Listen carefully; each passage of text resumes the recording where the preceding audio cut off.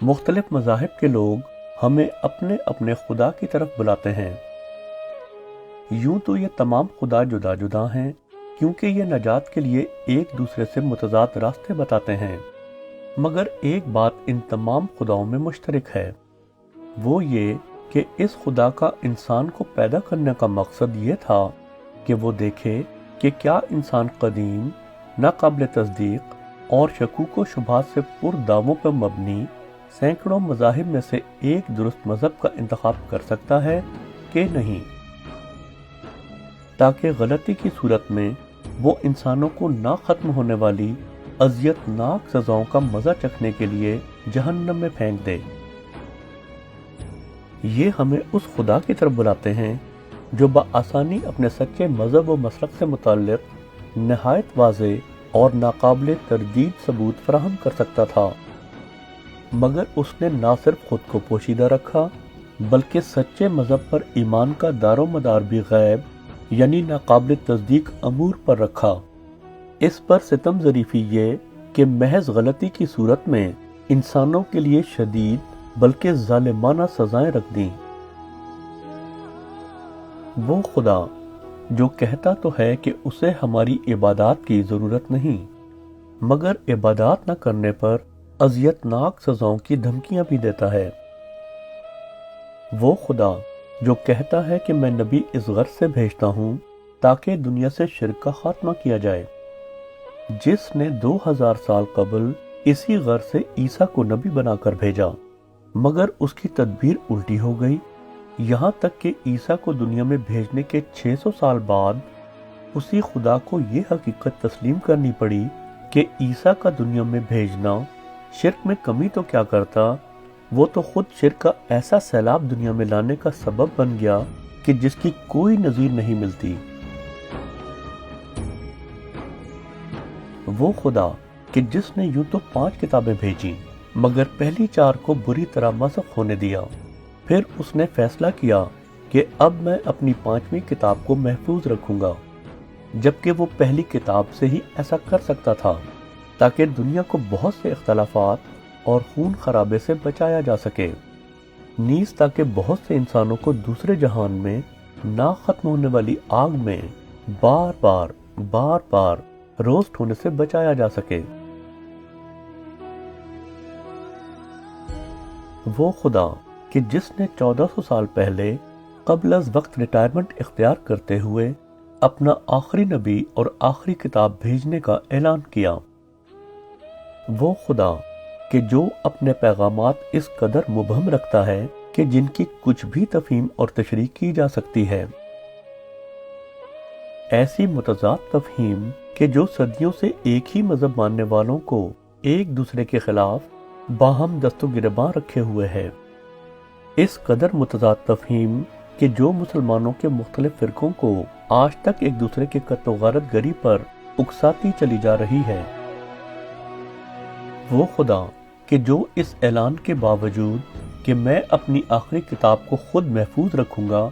نہ اس کتاب کی تفہیم کو محفوظ رکھ سکا اور نہ ہی اس کے ماننے والوں کو ایسے 73 فرقوں میں تقسیم ہونے سے بچا سکا کہ جن میں سے 72 جہنمی ہیں۔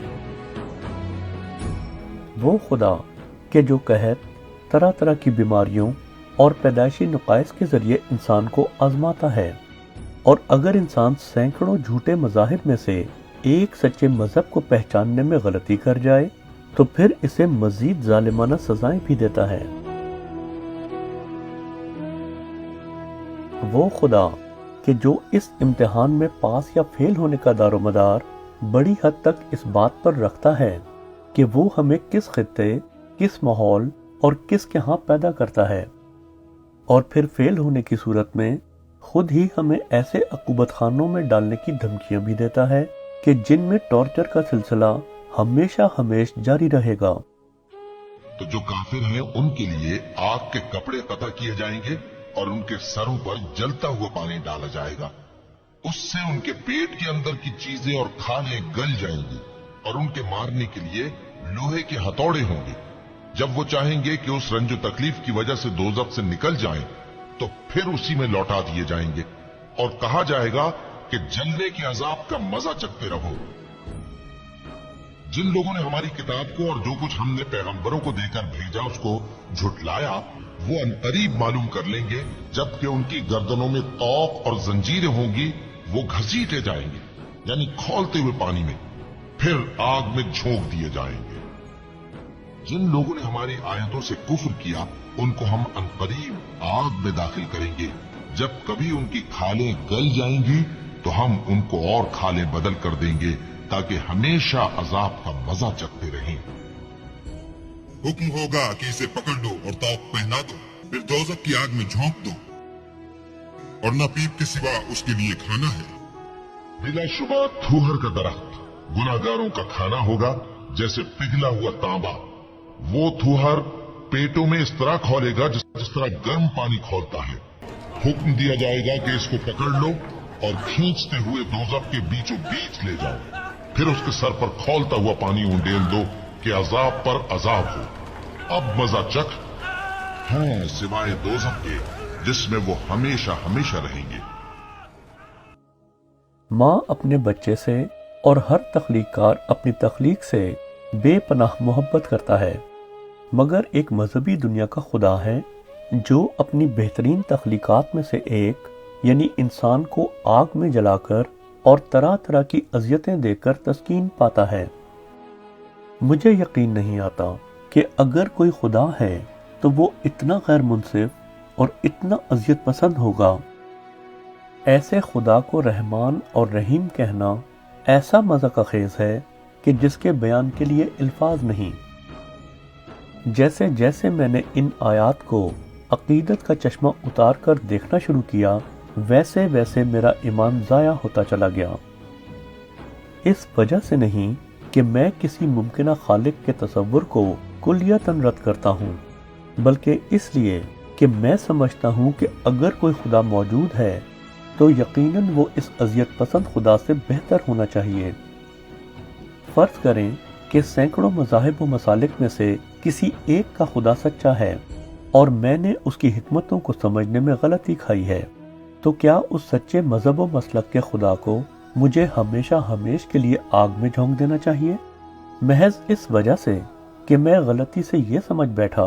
कि मेरे खालिक और इस अजीम कायनात के खालिक को इससे बेहतर होना चाहिए कि जो खुदा मज़ाहिब पेश करते हैं। फर्ज करें कि मैं नहीं बल्कि आप गलती पर हैं और खुदा वो खुदा नहीं जो कुरान, बाइबल या दूसरे मज़ाहिब पेश करते हैं, तो फिर दरअसल खुदा की तौहीन कौन कर रहा है,